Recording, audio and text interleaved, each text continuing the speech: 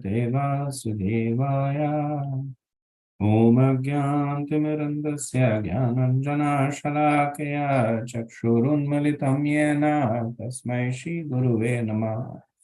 Jai Sri Krishna Chaitanya Prabhu Nityananda Sri Advaita Gadadara Shivasadi Gaur Bhaktavinda. Hare Krishna Krishna Krishna Hare Hare Hare Ram Rama Hare Hare. Mukham karoti vachanam pangam langyate girim yatripatamam vande Shri Guru Dinataranam Paramanandam Madhavam. Namah Vishnupadaya Krishna Prashtha Bhutale Shrimad Bhaktivedanta Swami Namane Namaste Saraswati Deve Gauravani Prasharane Nirvishesha Shunavadi Pashita Deshitarane. Hare Krishna, thank you for joining. So when we finished the class week before last week we took a break because of Nityananda Triyodashi. We concluded the third module of the Bhagavad Gita, the 18th chapter. So we start with the fourth module of the Bhakti Sastri, which is Nectar of Devotion. And I expect to do this between 6 to 7 weeks or 6 to 7 sessions. Sometimes we miss a session, but in 6 to 7 sessions. But I think it depends a little bit on the discussion that happens. I had also promised that we will set aside maybe 10-15 minutes for any questions that we have on Bhagavad Gita. And then after that, I would like to proceed with at least finishing the introduction and preface of the Nectar of Devotion. Okay, so with that, I'll open the floor. Any comments, questions, realizations?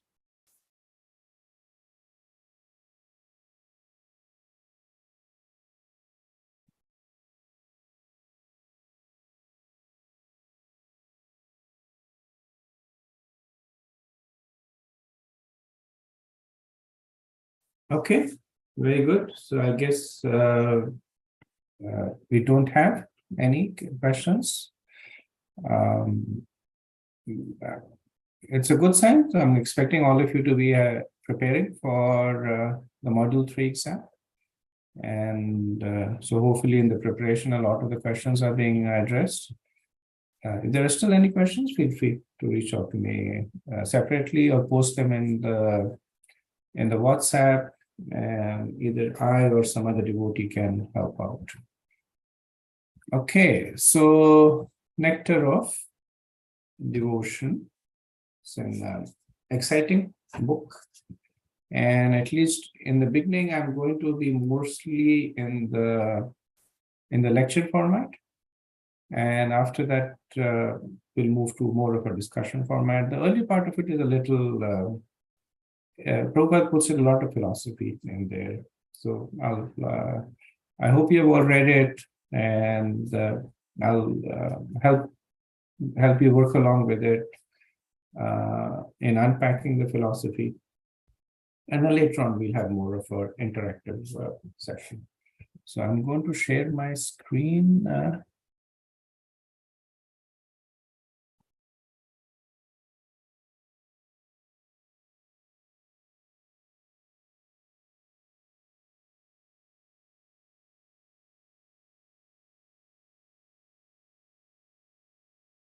Okay.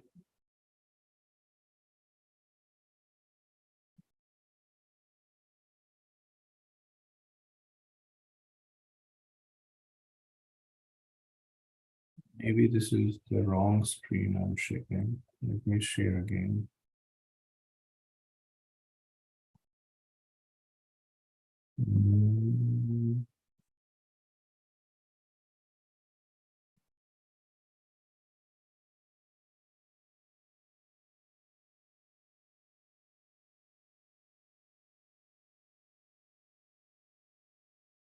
See.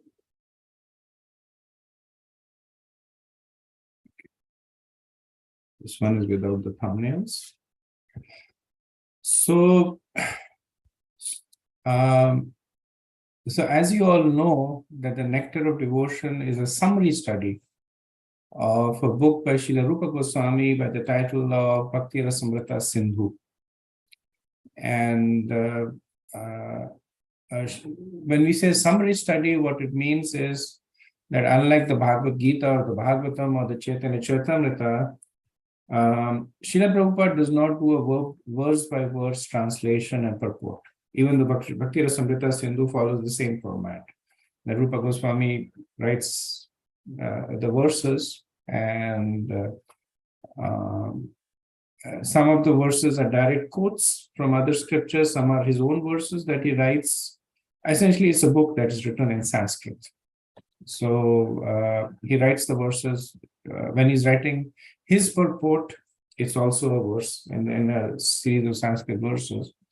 So Srila Prabhupada does not do a verse-by-verse translation, but summary study means that he extracts the essence and presents it. As part of Bhakti Sastri, we only do the first 19 chapters. The book has 51 chapters. We only do the first 19 chapters, and I'll still let you know what the other chapters are about, just so that we have a layout of the whole book. But in terms of what we will discuss and what we will be tested on is from preface to chapter 19. So what does Bhakti Rasamrita Sindhu mean? Bhakti is devotion. Rasa is the mellow or the taste of the relationship. Amrit means nectar or eternal. And Sindhu is ocean. So this is essentially describing the ocean of the mellows of the nectar of devotion. So each word has a deeper meaning to it, and these will be analyzed further by Rupa Goswami and by Srila Prabhupada. But this is just to establish the framework that the reason Rupa Goswami chose this name is because this is the primary subject. And interestingly, you will note that Bhakti Rasamrita Sindhu is not so much about Krishna as opposed to Krishna Bhakti. So Krishna obviously appears there, but the focus is not Krishna. Focus is devotion to Krishna. The focus, so it's not Krishna Amrita Sindhu, right? There are other books that have another book with the title. It is Bhakti Rasamrita Sindhu. Right? The focus is Bhakti. So in terms of acknowledgements, obviously the primary acknowledgement is to the summary written by Srila Prabhupada in the Nectar of Devotion. There is an excellent commentary written by His Holiness Dhanvir Goswami by the name of Waves of Devotion. And I have consulted that extensively. So essentially what he has done is that he has taken a step back and presented the information that Srila Prabhupada has presented in a verbose form, like in terms of writing. He has presented it in terms of tables and charts that one can understand more graphically. And the reason is that this is a technical book. It's a technical manual, which is a little bit counterintuitive. That a book that is claiming to talk about love, Bhakti is essentially love, a book that is claiming to talk about love, essentially presents itself as a very scientific, technical book. And it's not accidental, it's purposeful.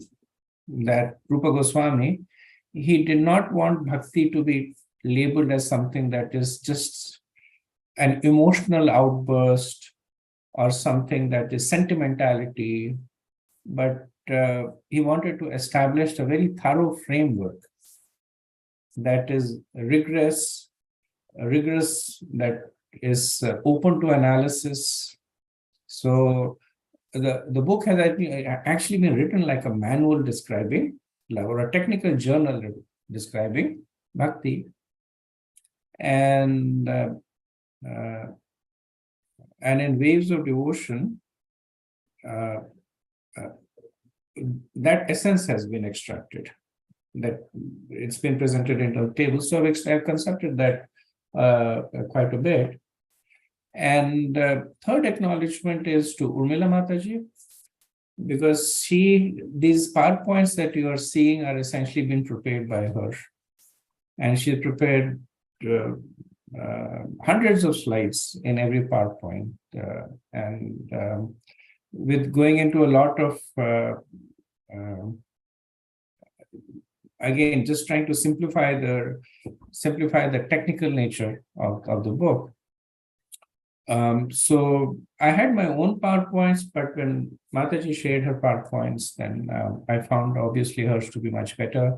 So I made a few changes more for convenience for my own style, but essentially I'm predominantly using her own her PowerPoints that she shared, and she did expect us to reuse them. Okay, so. This particular deck contains three things: the preface, introduction, and chapter 1. And in Nectar of Devotion, what we'll notice is that right from the preface, Srila Prabhupada begins to talk about it, the essence. And essentially what he does is that the first verse of the book appears in the preface. In Bhakti Rasamrita Sindhu, it appears in the preface. So he starts commenting on the verse right from the preface. So that's why this is a book in which the preface and introduction are as relevant, if not more, to further discussions. Okay, so we will start off with the preface. I think I'll stop for questions, but most probably we'll be able to do preface and introduction, not probably chapter 1. So let's move on to preface. So in the preface, Prabhupada gives a history of the Nectar of Devotion, and he describes its purpose. So the purpose is to educate and elevate everyone to the position of pure devotee, and to explain the concept of bhakti rasa. Right? So these are the two things that are given as the purpose of Bhakti Rasamrita Sindhu or Nectar of Devotion. One is to explain, as I mentioned, to explain technically the science of bhakti. But it's not just an intellectual book. The idea is that once you understand that and follow that, you can obtain the position of being a pure devotee. So as I mentioned, the preface mainly deals with two topics: the brief history of the book, the original book, Bhakti Rasamrita Sindhu, including the biography of its author, Rupa Goswami. And the second topic it discusses is the subject of the book, which is essentially Bhakti Rasa. Right. So Rasa, it's a sneak preview that Rasa is the juice of pleasure. And Prabhupada talks about it later, and that everybody does an activity because they derive some pleasure from it, whether it is material or spiritual. That is the rasa. Like somebody likes to drive fast cars, and somebody likes to like scale mountains, and one may look at the person saying that a person is risking his life undertaking so many austerities on the snowy slopes of the mountain. But for that person, that activity has some rasa, some juice, so or mellow. And then Prabhupada makes the point that material rasa is unsatisfying and temporary. So let's talk a little bit about the brief history of the book. So Prabhupada dedicates the book to the 6 Goswamis of Vrindavan, and he quotes the second verse in the Shad Goswami Ashtakam. So this is the famous Ashtakam glorifying the 6 Goswamis of Srinivasacharya. And the second verse is Nana Shastra Vicharanike Nipano Sadharma Samstapako Lokanam Hitakar Tribhavane Manya Sharanya Karo. So he's offering the respects to the 6 Goswamis and then names the 6 Goswamis. So the leader of the 6 Goswamis who live in Vrindavan, and the 6 Goswamis, as you know, are Sanatan Goswami, Rupa Goswami, Raghunath Bhatt Goswami, Raghunath Das Goswami, Jiva Goswami, and Gopal Bhatt Goswami. So the leader of this is widely considered to be Rupa Goswami, even though he's not the eldest. His brother Sanatan Goswami is the eldest, and Rupa Goswami himself considers himself to be a disciple of his brother. But Rupa Goswami is considered to be unparalleled in his understanding and explaining of the practical aspects of philosophy. So this is not to create an hierarchy that Rupa is better than Sanatan and Jiva is better than Raghunath Das, but everybody has their unique moods. And Rupa Goswami, his mood is that he is able to imbibe the various theological constructs and explain it. He's a very prolific writer. Srila Prabhupada says that we in ISKCON or even the descendants in Gaudiya Math, they're called Rupanugas. The Rupanugas means that they're followers of Rupa Goswami, right? So that's why he says that the Krishna conscious movement is under the supervision of Rupa Goswami. So because we are Rupanugas. And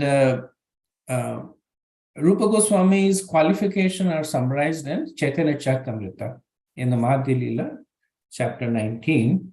And there it is noted that the greatness of Rupa Goswami is that he understood the essence of the mood of Chaitanya Mahaprabhu. So, and not only did he understand it, he was also given this instruction to write. And he executes on that instruction. So in the original spiritual world, Rupa Goswami is actually Rupa Manjari, who is considered to be a leader of the Manjari, serving Srimati Radharani. So very, very exalted personality.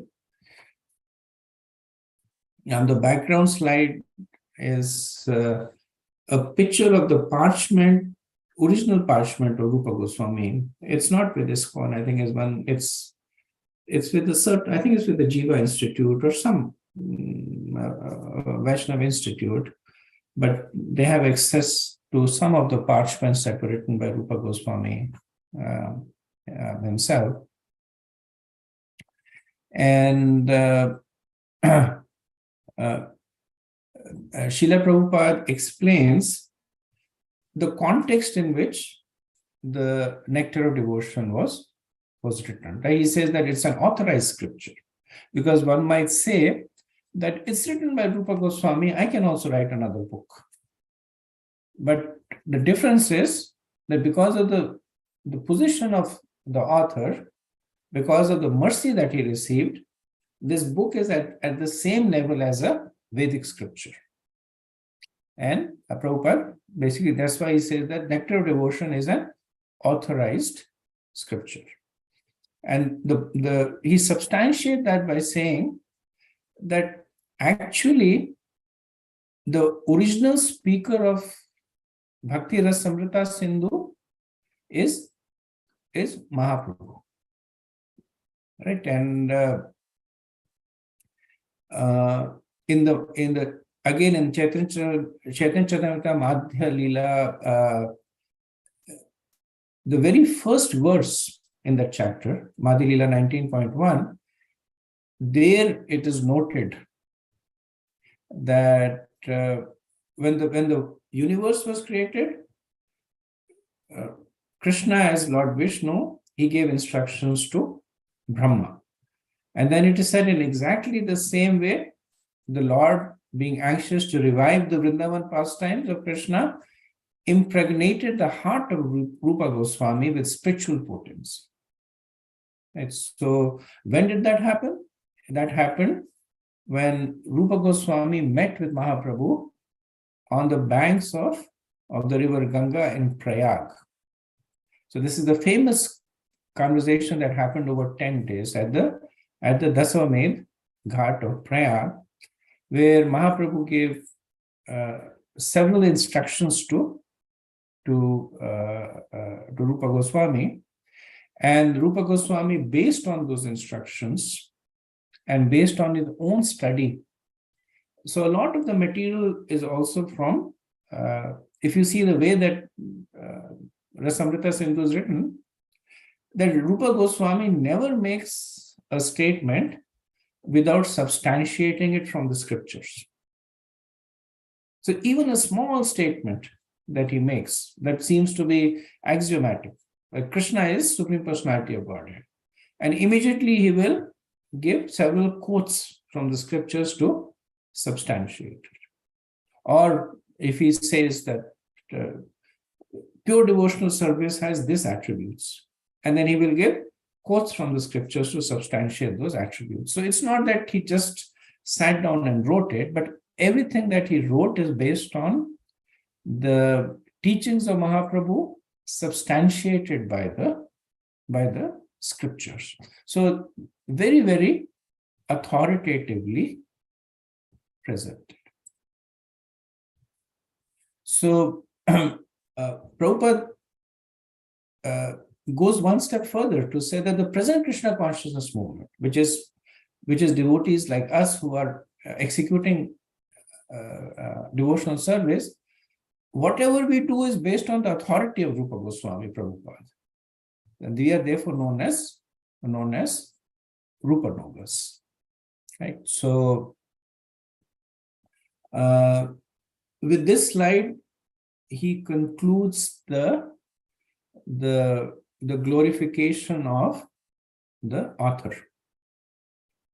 And the reason this is done, of course, is that it is done to build our faith in it.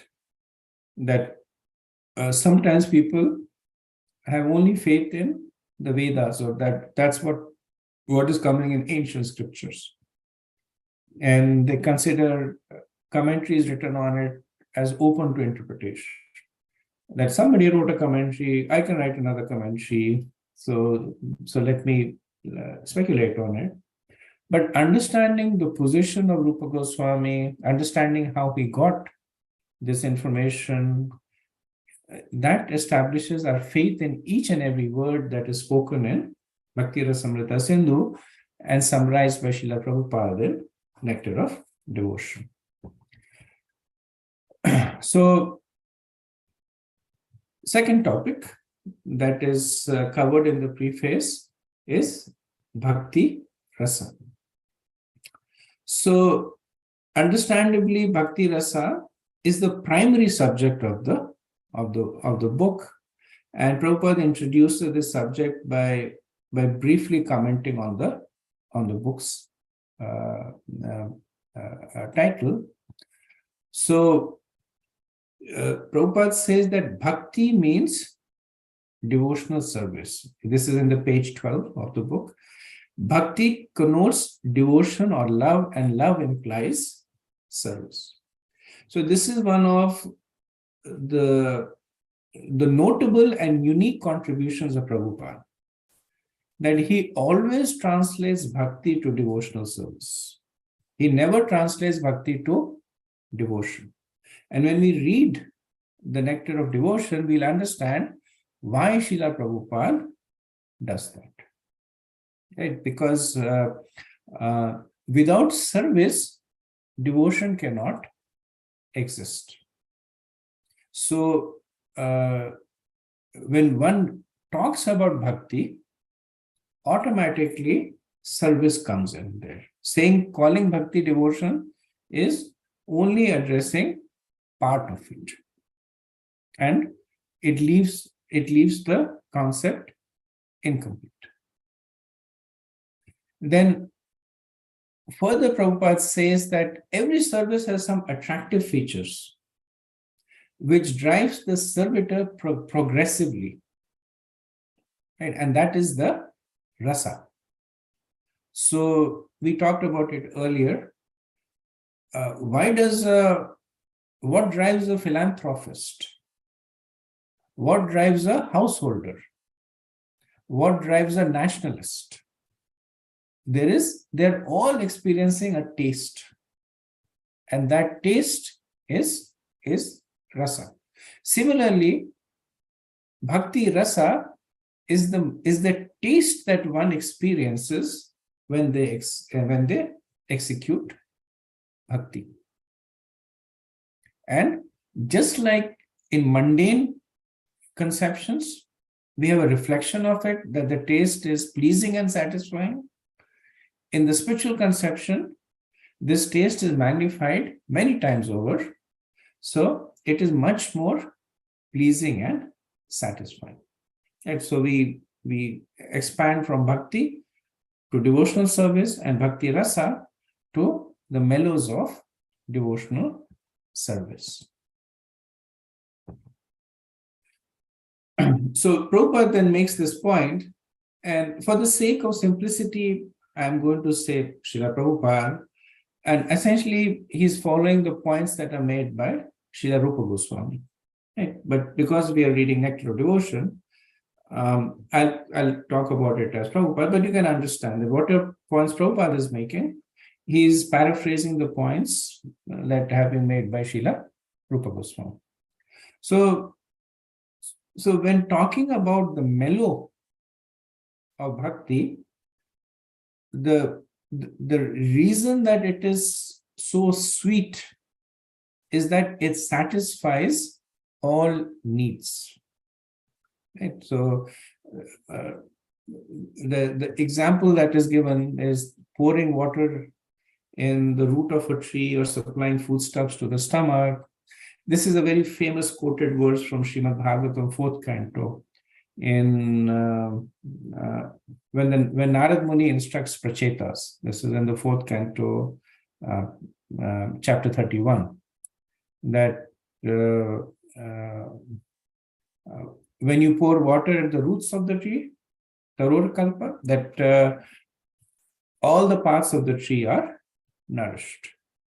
And the second part of the verse says that supplying foodstuff to the stomach is scientific and parallel. And there is a reason that Narad Muni uses both these two analogies side by side. And we get a sense of how thorough and complete the explanation is. So when Narad Muni says that you can put water at the root of a tree and everything gets nourished, somebody might object saying, okay, what you're saying is true. But what if I water the roots of the tree and I also water the leaves and the twigs and the flowers? And of course, this is, it's a metaphor. Narad Muni is saying that all you have to do is worship Krishna. You don't have to worship the demigods and the sages and any other divine entities. So somebody might say that I'll worship Krishna, but I'll also worship everybody else. I'll water the root, but I will also put water on the leaves. And then Narad Muni says that when you supply foodstuff to the stomach, then everything is satisfied. All the senses are satisfied. So this negates the notion that, for instance, if you try to put food into your nose, or you've tried to put food on your eye, or you put it in your ear, not only will it be ineffective, it will actually be harmful. And so Narad Muni says that no, just because I've given an analogy of the tree, don't extend it to contradict the spirit of that analogy. Because if you do so, let me give you another analogy. That food can only go through the mouth.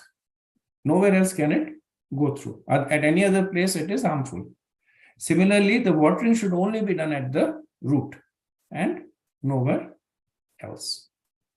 So this is essentially the nature of bhakti, that simply by watering the root, everything is satisfied.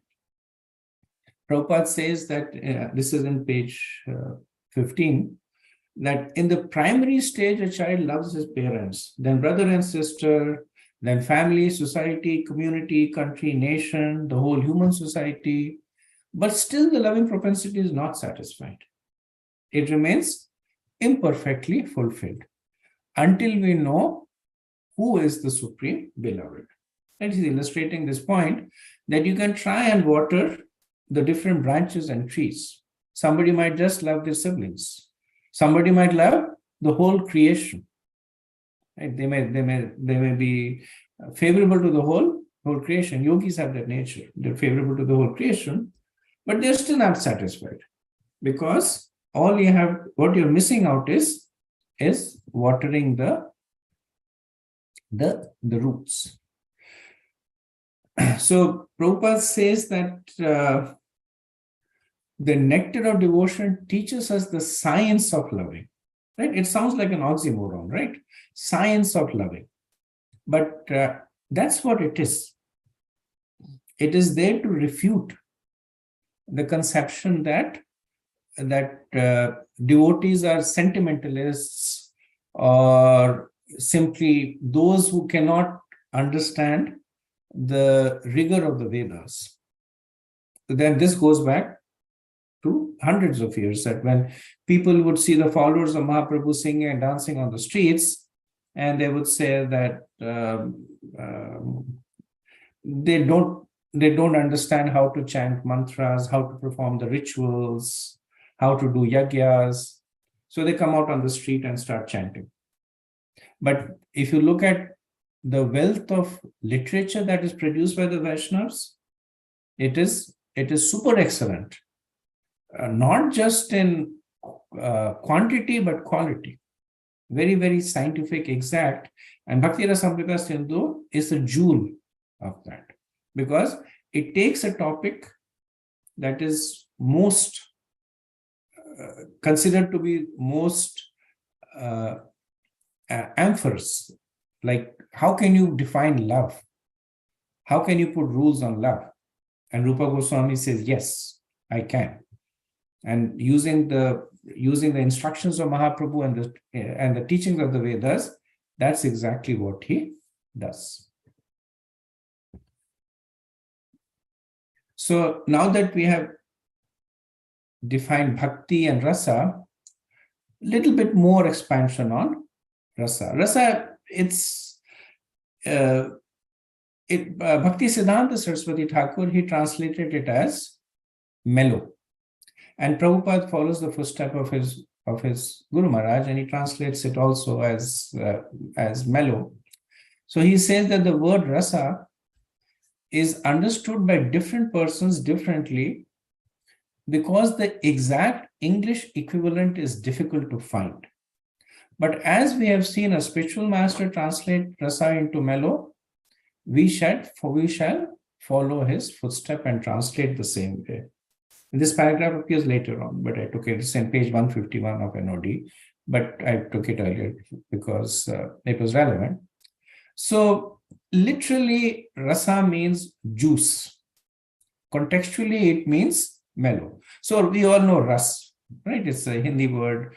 Like if you want orange juice, you will say that, give me that particular rasa. And it is essentially showing that. So how do you extract juice? That you basically take the fruit and you extract the essence from it. Right? That's how you get the juice. Contextually, it means mellow. And mellow, as we mentioned, Bhakti Siddhanta used it. And one translation of mellow is something that is sweet and full flavored. So the mellow refers to relishing the sweet taste of a fruit. Okay, so there's a little bit of not just the object, but the subject also. That it's not just the sweet taste of the food, but the relishable sweet taste of the food. So Prabhupada then says that there are two kinds of rasa. There is the Vishaya rasa and the Bhakti rasa. Vishaya rasa is taste for material enjoyment. Bhakti rasa is the taste for bhakti. And then he says that bhakti is incalculably superior.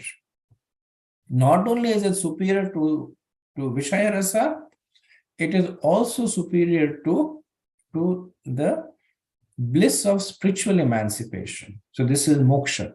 We will see one of the symptoms of bhakti is that it diminishes the taste for moksha. Right? So Rupa Goswami says that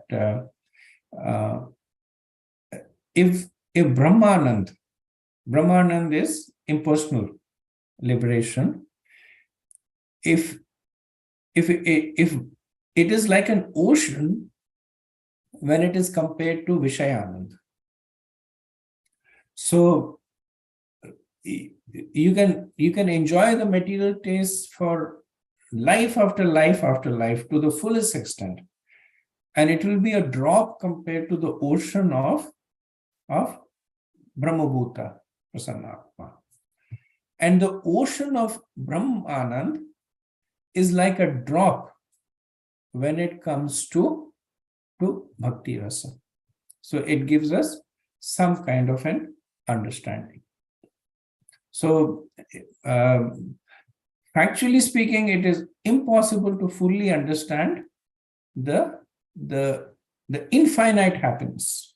But using this, we get a sense of how much Bhakti Rasa is compared to Vishaya Rasa. And the main problem in Vishaya Rasa is two problems. Is that it is based on Bhog Tyag. The Bhog Tyag means enjoyment and renunciation. That when you cannot enjoy material things indefinitely. So at some point there will be satiation. And not only satiation, there will be aversion. Like the example that is given, that somebody is hungry and the person is given food, and initially it's the best thing that happens to him. After that, it's okay. But if you keep giving the person food, he says, no more. He actually develops an aversion. So that is Bhog Tyag. And the second is that Vishaya Rasa is Chapala Sukha, that it's flickering. So it's flickering because it's the nature of the material world, that nothing stays forever. It changes. So one may be enjoying the weather and the weather changes. One may be enjoying family relationships and the family dynamics changes. One may be enjoying certain pursuit and the health changes. So it is Chapala Sukha. So these are the two main problems in Vishaya Rasa. Then Srila Prabhupada says that when you compare Bhakti Rasa over Vishaya Rasa, both these two things are opposite. That whereas Vishaya Rasa is Bhog Tyag, Bhakti Rasa is the eternal position of the soul. So there is never any satiation. I was once commenting, we were sitting in a kirtan and different devotees were singing, and it went on for quite some time, and everybody was enjoying. And then I was commenting that how many situations can one sit for hours and enjoy just 3 words? So essentially the kirtan was the Hare Krishna kirtan, different tunes, but they were essentially reciting the Hare Krishna mantra, which is only 3 words, Hare Krishna and Ram, right? And for hours and hours, people were sitting and enjoying it, right? In a material sense, if you speak 3 words, and if you repeat them twice, people are already bored with it. They want something else, right? And then Prabhupada says that mundane ras is chapal shuk, but bhakti rasa, it does not flicker. And the book will essentially describe the 12 kinds of rasas. So we have understood bhakti, we have understood rasa. Bhakti we have understood as devotional service, rasa we have understood as the mellow of devotional service, the taste one experiences by the execution of devotional service. Now we come to Amrit. So because the pleasure of bhakti rasa never diminishes, it is deathless. So the word Amrit is, so Mrita is Mrityu, that which dies. Amrit is that which is deathless. So the pleasure of bhakti rasa, so the pleasure of drinking the juice of bhakti never diminishes. First class, second class, 20th class, it is still there. And that gets us to the final word, which is Sindhu. So Sindhu means ocean. So this pleasure that one experiences, the nectar that one experiences is boundless. So one might say that ocean has still shores, but the ocean is the largest water body. And from the perspective, if you take poetic license, it is boundless. So there is no limit to the taste of the nectar of bhakti. So summarization, the loving propensity is most intrinsic necessity for the humans and all living forms. The nectar of devotion teaches us how to love Krishna in 5 different transcendental mellows or rasas. Okay. Then we come to, this is somewhat of a disclaimer site. So Prabhupada says that it is not, the nectar of devotion is not presented to condemn a materialistic way of life, but to give information. And what is the information? How can you better your situation? Then he says that from a material perspective, there is only so much that you can do. If you're fortunate, you can live without material discomfort, right? But that will end. And then he makes this point that bhakti does not mean that you give up your material comforts, you give up your material pursuits. What bhakti means is that while you're doing it, you use them in a way to execute devotional service. Because if you don't do that, essentially what you're doing is you're watering all the parts of the tree, but not the root. Or you're trying to keep the body alive by stuffing food in all the body parts except for the stomach, right? So important thing to Prabhupada makes this inclusive statement. Generally Prabhupada, and he's following the mood of Rupa Goswami, Prabhupada talks about exclusive devotion. But here he's more inclusive, right? He says that one may live without material discomfiture, but at the same time, you should learn the art of loving Krishna. And this statement essentially will get expanded later on into what we understand as Yukta Vairagya. Who is the nectar of devotion meant for? It is meant for practicing devotees, because essentially it does not try to define who God is. So Bhagavad Gita is meant for those who have not yet practiced. I mean, it's meant for everybody, but also for those who have not yet started practicing. So it introduces them with the concept of who is Krishna, what is the living entity, how do they relate to one another, what is karma. So those concepts are explained. Nectar of devotion, it assumes that the person is a practicing devotee, right? So specifically presented for persons who are engaged in the Krishna conscious movement. So this actually ends the preface, and I am actually going to stop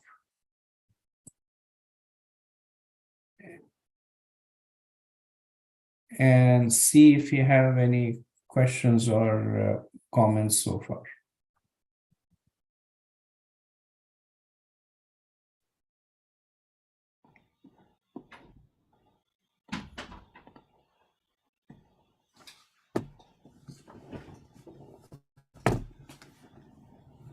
Yeah, please go ahead, Chaitanya Ras Prabhu. Hare Krishna Prabhu, Dhanvat Pranam always to Srila Prabhupada, Guru Maharaj and Srila Prabhupada. So Prabhu, I was just curious because most of the cases what happens is whenever I read these books, the essence or the topics are very similar. That I mean, it's my feeling. Like when we talk about nectar of devotion, it's more talking about devotional service. What's the mood you should have for the devotional service, and it seemed like Bhagavad Gita is also talking about kind of devotional service in one way, but a different flavor. Am I right in my understanding, or I just wanted to understand, like Yes, Prabhu, it's thank you. very similar. So you're right, because they're talking about the same set of ingredients, but in a different context. But if you have to become a little bit more technical, and that might help you, Bhagavad Gita talks about Sambandh Gyan. Nectar of Devotion talks about Abhiday.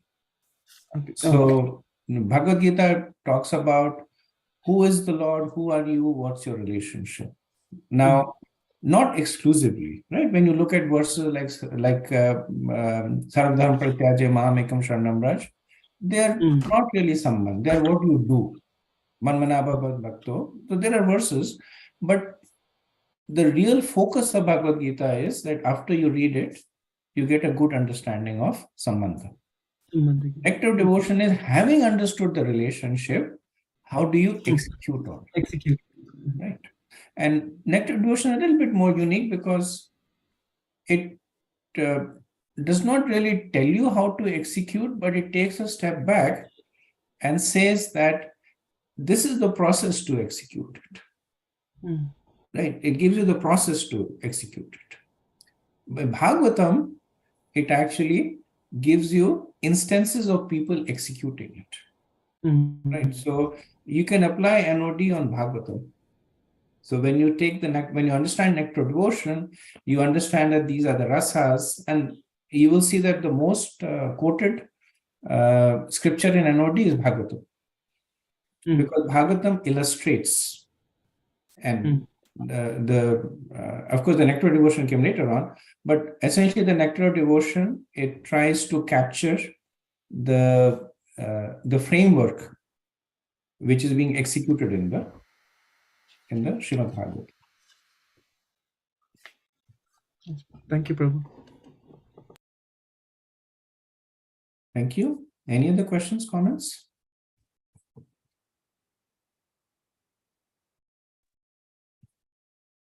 Yeah, Bhakti Vinod Prabhu.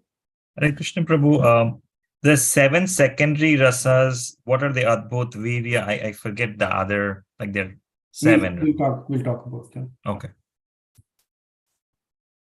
Ajit Krishna Prabhu. Hare Krishna Prabhu, Pranam Voice Prabhupada. So Prabhuji, mentioned earlier that the actual book Nectar of Devotion is in Sanskrit, and even the verses that Srila Rupa Goswami wrote are in Sanskrit. Is that available anywhere, or I was just looking for some more information on it, that's all. So there is a verse-by-verse translation of Nectar of Devotion that's been done by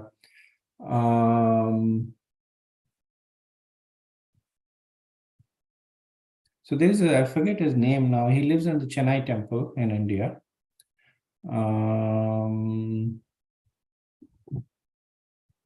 I have the book with me. If you give me 1 minute, I'll just get the book. Sure, Prabhu.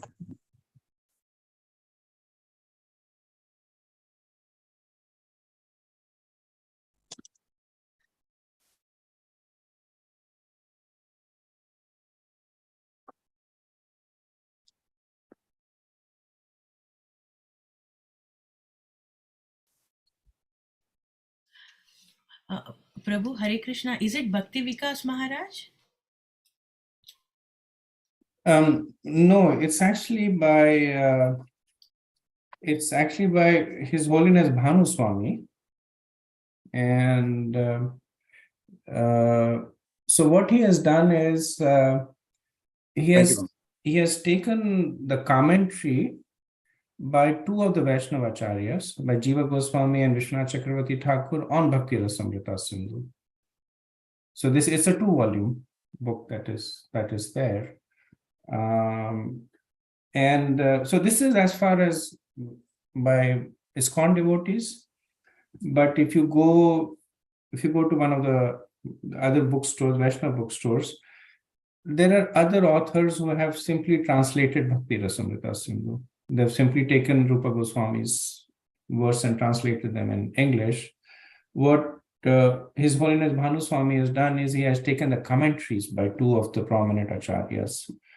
And so not only has he translated the verse, he has also translated the commentary of the verse.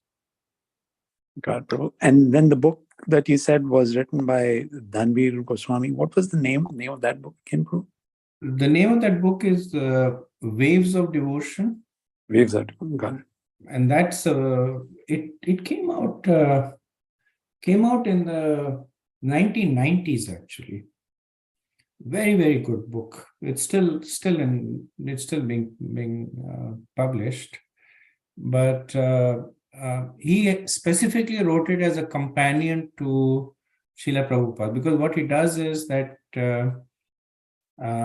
he takes Prabhupada's commentary of Bhakti Rasamrita Sindhu, and based on that he establishes the book is full of tables and charts and etc. So it's a companion book to NOD. Got it, Prabhu. Thank you so much. Thank you, Prabhu. Shaktiman Prabhu? Hare Krishna Prabhu, Dhanavad Pranam Shri Prabhupada. My question is, you mentioned Rupa Goswami is the topmost Manjaris. So I just want to know, I remember I heard they are the youngest in the gopis. So I just want to know what is the difference between the gopis and the Manjaris. If you can give some. So if you look at the way that Srimati, or rather, if you look at the way Krishna is served, all the service to Krishna goes through Srimati Radharani.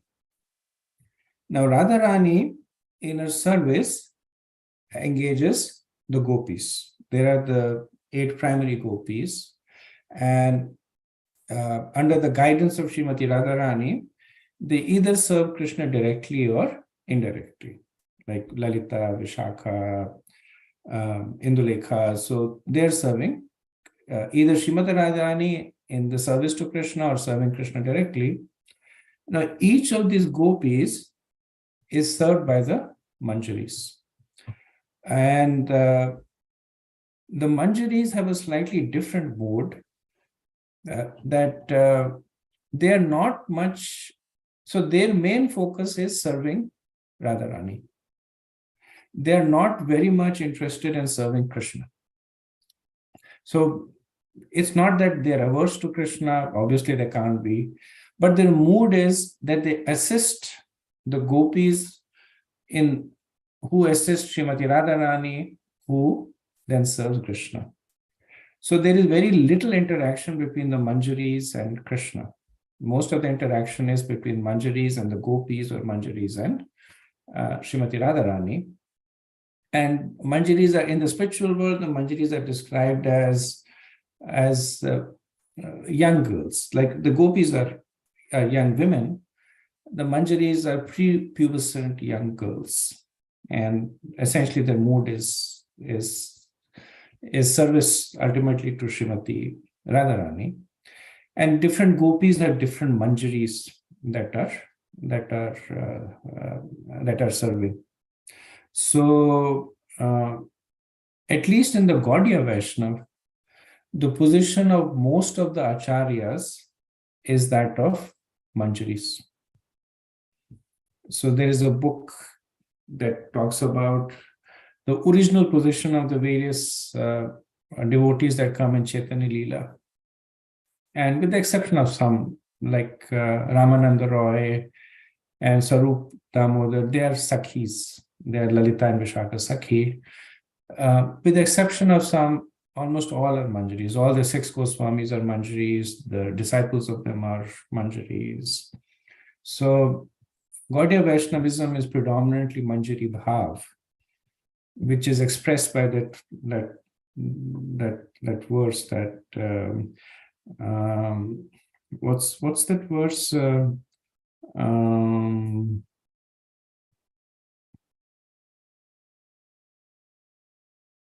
That I am neither a Brahman nor a Kshatriya nor a Vaishya nor a Shudra. Gopi Bharatam Padakamalayur Das Das Anudas. Right? The mood is Gopi Bharatar Padakamalayur.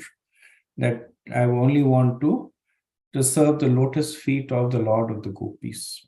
So in conjunction with Das Das Anudas.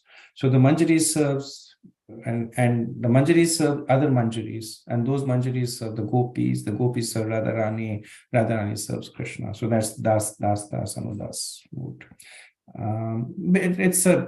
It's a fairly esoteric topic, but just wanted to give a little bit of a glimpse on it. Thank you very much, Prabhu. Hare Krishna. Thank you. Vajranath Prabhu? Hare Krishna, Bhakti. Dandavat Pranam. All goes to Srila Prabhu. Prabhuji, so for in the Nectar of Devotion, you said that we are reading only, we need only 19 chapters out of 51 chapters, right? So is there any reason for not reading the remaining chapters? So I asked this question in the past, and there were 2 answers that I got. One is that Prabhupada translated the chapters, so we are meant to read it. It's not that the chapters are not within our purview, otherwise Prabhupada would not have translated it.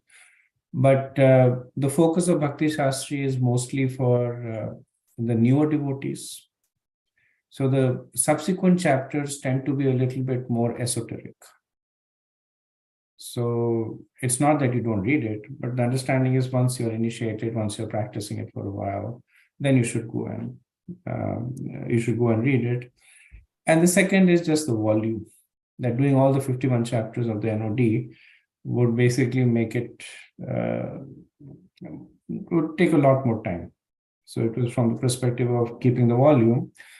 But also, when we read a little bit of overview, the other chapters that tend to be more esoteric, more detail oriented, talking about Anubhav, Vibhav, the more detailed symptoms of bhakti, the udipans, what creates bhakti, etc. So it basically needs one to be more focused on the detail aspect of it. Okay, so last question we will take, Bhayahari Prabhu.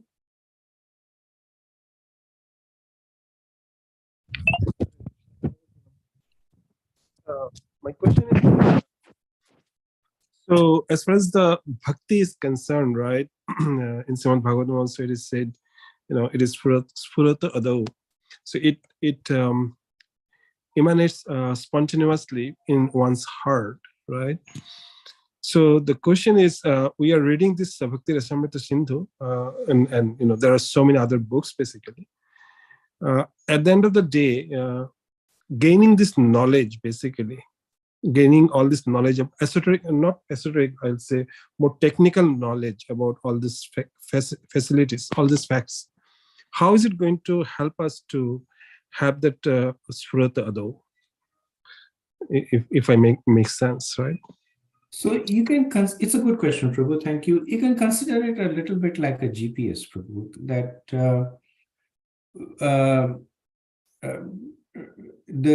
the preface of the book says that it is meant for practicing devotees. One of the main questions of practicing devotees is that am I making progress? Am I doing the right thing? Now that I have done this, what should be done? Is this what I'm experiencing? Is this bhakti or something else? So it's a GPS. It gives us signposts, milestones, turn by turn, what's going to happen. The first 19 chapter, the first 15 chapters essentially talk about sadhana bhakti, and first 16 chapters talk about sadhana bhakti, 17, 18 talk about bhava, 19 talks about prema. So there you will see that there is an elaborate description of the do's and don'ts of bhakti, what one experiences in sadhana bhakti. So consider it like a manual for practicing devotees. Consider it also as a source of encouragement, because it also gives you successively more advanced stage. So when the book says that devotees at this stage experience these kinds of symptoms or act in this way, and when you see yourself moving in that direction, then you know you're headed correct. If you see those things are diminishing, then you know there needs to be a course correction. If you're looking to take shelter or association, then you can use those descriptions to understand that this person is in Mahabhagavad or Uttamadhikari, and based on that, take shelter. So it's a very elaborate roadmap that allows you to navigate also, that allows you to course correct if needed, and that allows you to also establish with respect to others. For practicing devotees, it's an invaluable book. Thank you, Prabhu. Hare Krishna. Thank you. So clearly I'm running a little behind because I was expecting to also do the introduction, but I'm hoping to catch up. And I spent a little bit more time because I wanted to make sure we have good basic understanding. So next week, please read introduction and chapter 1. And next week format will also be mostly lecture. And then after that, we will hopefully we'll go to a more, some of the chapters are very short and we can do them quickly. Like like enumerating the 64 angas of bhakti or the offenses. We won't go through each one of them. That's something you can read on your own. We can just talk about the main ones or the essence of it. So we'll catch up later on. Ranga Mataji, you had a question? Hare Krishna Prabhuji, then pranams. Prabhuji, you mentioned about a book which was talking about the characters and their spiritual identity in Chaitanya Charitamrita. So can you please elaborate which book it is and by whom it was? So I always You- get the title wrong. It's Bhakti Ganodesh. Why don't I do this? I have that book with me. I will put the name in that WhatsApp chat, and I'll also put a picture of it's a very thin book. Sure. It's maybe 60, 70 pages only. So I'll do that after the class. Thank you, Prabhuji. And also this, the book from Chennai, Prabhuji, that you showed in the Zoom. If you can put a picture of that also, it will be helpful. Thank Oh, you mean the one by Bhanuswami? Yes. Yeah, Bhanuswami Maharaj, sorry. Yeah. Okay, I'll do that too. Thank you, Prabhuji. Okay. Rashmi Mataji? Hare Krishna Prabhuji. My question is, Prabhu, in this book there are 19 chapters. How many chapters for the test, Prabhu? Like how many units? It's one module, Mataji. There'll be only one test. Oh, so all 19 chapters will be one module test. Yeah, I mean technically there are 21 chapters because preface and introduction, as you can see, they also have stuff in them. So it'll be one test. It's one module. Okay, Prabhu. Thank you so much. Sure. Yeah. Thank you very much. So we'll end here. Vanchakalpatarubhyascha kripa sindhubhyeva cha patitanam pavanebhyo vaishnavebhyo namo namah. Anant koti vaishnavind ki jai.